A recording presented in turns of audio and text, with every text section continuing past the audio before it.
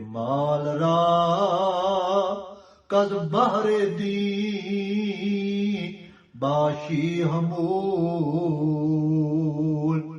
نعم مال صالح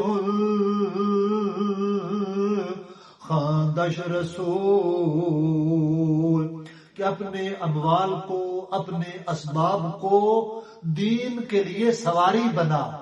اور دوسرے مصرے میں حضرت مولانا روم رحمت اللہ علیہ حدیث نبوی بیان کرتے ہیں کہ نعم مال صالح، کہ اللہ کے رسول نے مال کے لیے فرمایا کہ نعم، کتنا اچھا مال ہے۔ یہی مال ابو بکر کو یار غار بنا دیتا ہے، اللہ کا حبیب بنا دیتا ہے۔